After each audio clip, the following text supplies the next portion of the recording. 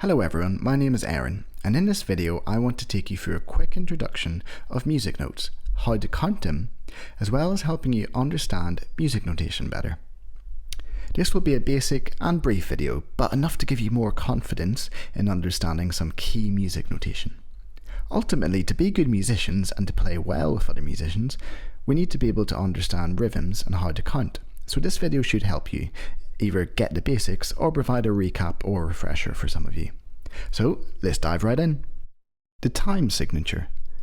A time signature tells us how many beats we count in each bar. Time signatures are what give the beat of the song.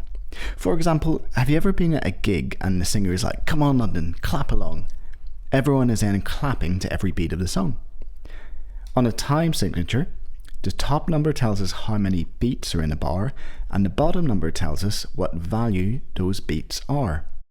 For example, the most common time signature 4/4 means we count 4 quarter notes per bar. A time signature of 3/4 means we would count 3 quarter notes per bar. Now, a bar is a small segment of music separated by 2 lines. These 2 lines hold a certain number of beats, and this will be determined by the time signature. And let's talk about tempo. Tempo refers to how fast or slow the song is. A song at 60 beats per minute, also known as 60 BPM, would be slow. A song at 120 beats per minute, or 120 BPM, would be fast. Now let's move on to talk about some of the most common notes in music. For all our examples, we will be using a time signature of 4/4 and a tempo of 60 BPM. Every example will have a 4-beat counting.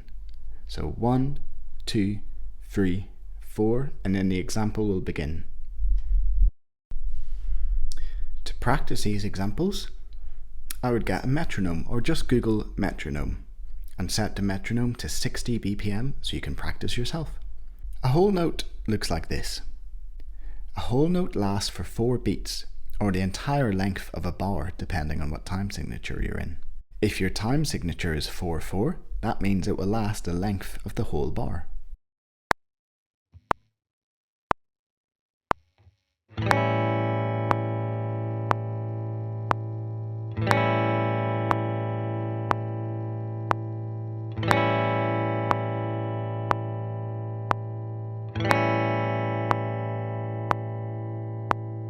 Half notes. Half notes last for 2 beats. Let's listen to an example.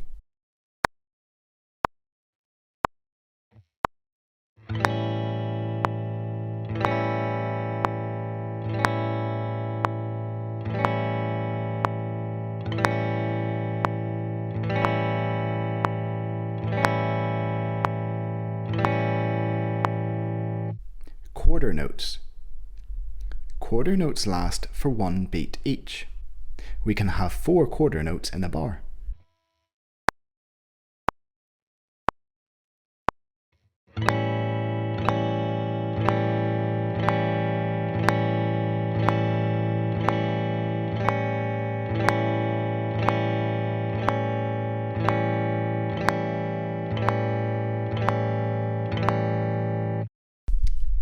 Eighth notes. Eighth notes last for half a beat. We can have 8 eighth notes in a bar.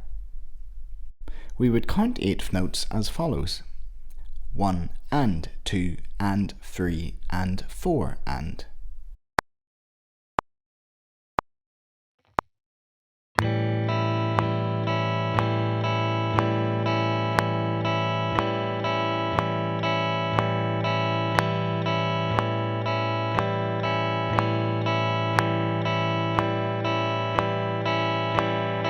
Sixteenth notes.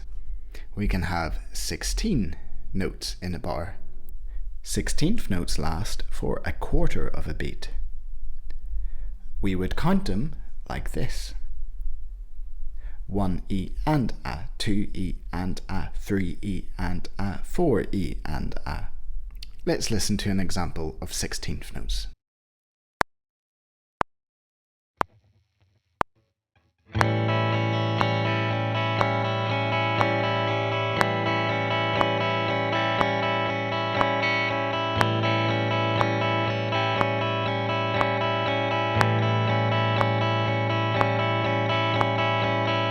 And finally, eighth note triplets. So let's look at a bar of eighth note triplets. If we were to strum that, it would sound like this.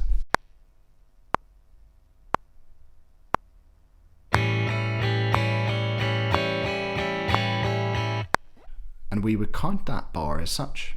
1 triplet, 2 triplet, 3 triplet, 4 triplet. Now let's talk about how to play with a shuffle feel or with a swing feel.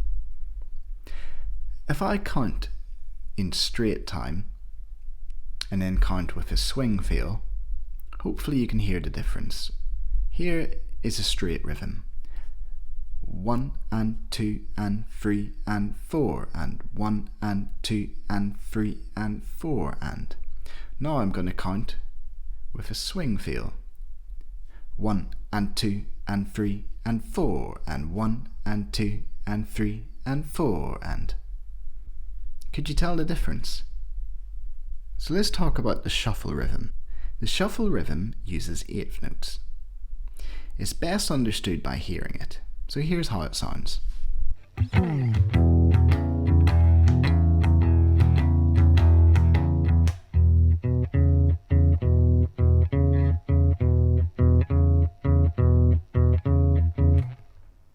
Shuffle eighth notes alternate between a long note and a short note. The long notes fall on the beat and the short notes are in between on the offbeat. Simply put, we are playing eighth note triplets but not playing the middle note of the triplet. You would think of the first two notes as being tied together or ringing together. Now you may ask, how do I know when to play a song with a shuffle feel or a swing feel? Often the music notation will have this at the start, telling us 2 eighth notes are to be played like a triplet, with the first two notes tied together. Another common way is simply writing play with swing or shuffle feel at the start of a piece of music. Finally, you will begin to hear the shuffle. Once you get to grips with how it feels and sounds, you will recognise it a lot, especially in blues or jazz music. So hopefully now you've understood a little bit more about music notes, notation, and how to count, especially for blues music. See you next time.